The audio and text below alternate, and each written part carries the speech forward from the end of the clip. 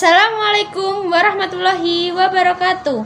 Salam sejahtera bagi kita semua. Kami dari kelompok Pajajaran akan mempresentasikan tentang kerajaan Pajajaran di Indonesia. Langsung saja ke materinya.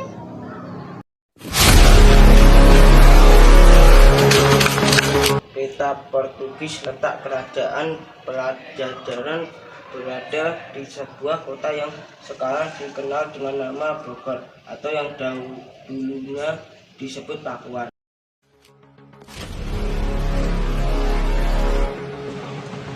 Sumber sejarah kerajaan Pajajaran. Setiap kejayaan sebuah kerajaan tentunya memiliki peninggalan-peninggalan. Peninggalan tersebut tentunya memiliki sumber sejarah, termasuk kerajaan ini. Selain itu, terdapat naskah-naskah kuno dan sumber-sumber lain.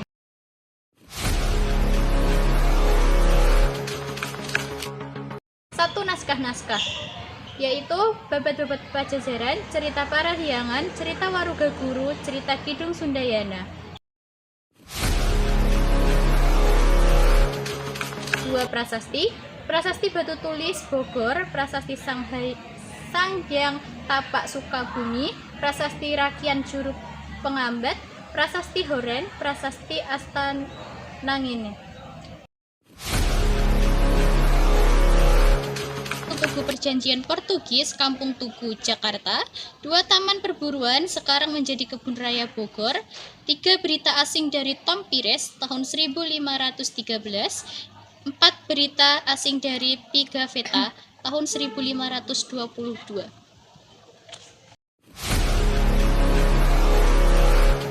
Sumber sejarah lain meliputi Tugu Perjanjian Portugis, Kampung Tugu, Jakarta. Taman Perburuan sekarang menjadi Kebun Raja Bogor. Berita Asing dari Tom Pires 1513. Berita Asing dari Pigafetta 1532.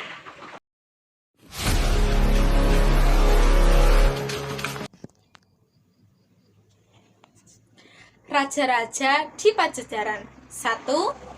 Sri Baduga Maharaja 1482 sampai 1521. Raja pertama Pajajaran sekaligus pendiri kerajaan. Saat itu pusat pemerintah berada di Pakuan. Meskipun menjadi raja pertama, beliau sudah bisa merengkuh kejayaan Pajajaran.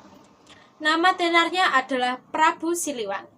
Sang Prabu saat itu berhasil memakmurkan kehidupan kerajaan. Salah satunya adalah dengan membangun jalan utama yang menghubungkan antara Pakuan dan Wonogiri. Beliau juga membuat telaga Maharena Wijaya untuk pengairan pertanian rakyat. 2. Surawisesa 1521 sampai 1535. Menjabat selama 14 tahun dan masih berpusat di Pakuan. Pada saat itu, kejayaan kerajaan masih stabil. 3. Ratu Dewata 1535 sampai 1543. Hanya menjabat selama 8 tahun, beliau masih dalam satu garis keturunan Baduga Maharaja. Selama kepemimpinannya sudah mulai timbul gejolak kejayaan kerajaan. Pemerintahannya mulai kacau, ditambah saat sedang kacau beliau malah memilih meninggalkan jabatannya menjadi pendeta. 4. Yaitu Ratu Sakti bertahta di Pakuan 1543 sampai 1551. Beliau juga sangat sebentar menjabat jadi raja. Selama pemerintahannya tidak terlihat pembaikan keadaan kerajaan. Sifat buruknya adalah menghambur-hamburkan kekayaan kerajaan dan bermain wanita. 5. Ratu Nilakendra 1551 sampai 1567. Kerajaan mulai terlihat keruntuhannya. Diketahui saat masa jabatan Ratu Nilakendra sempat kabur karena serangan dari Maulana, yaitu anak dari Sunan Gunung Jati. 6. Yang terakhir adalah Raga Mulia 1567 sampai 1579, bertahta selama 12 tahun dengan pusat di Bandinglang. Beliau dikenal dengan Prabu Surya Kencana. Sama seperti Ratu Nekandra, Raga Mulia juga memiliki sifat buruk yang menonjol, sering sekali mabuk-mabukan. Dari sifatnya itu membuat keadaan kerajaan semakin kacau. Tercatat Raga Mulia adalah raja terakhir Pajajaran. Kerajaan ini berhasil ditaklukkan oleh Maulana Yusuf dari Banten. Kemudian Maulana Yusuf sempat jadi raja, namun dengan atas nama Kerajaan Sunda yang selanjutnya menjadi Kerajaan Banten.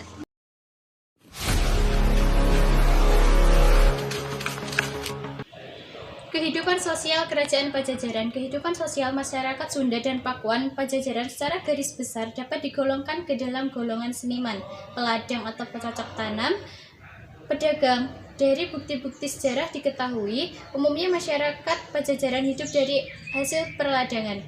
Seperti masyarakat Tarumanegara dan Galuh, mereka umumnya selalu berpindah-pindah. Hal ini berpengaruh pada bentuk rumah tempat tinggal mereka yang sederhana.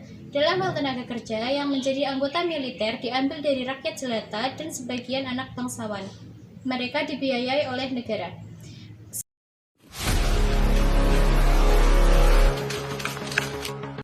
Selanjutnya, kehidupan politik Kerajaan Pajajaran.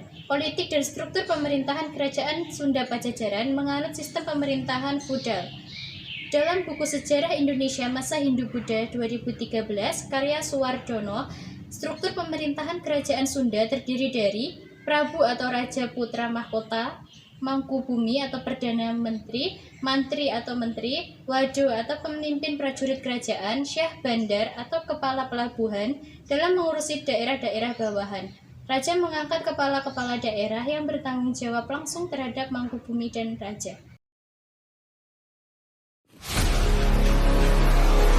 Peninggalan Kerajaan Pajajaran berupa prasasti. 1. Prasasti Cikapundung ditemukan tahun 2010, diduga berasal dari abad ke-14.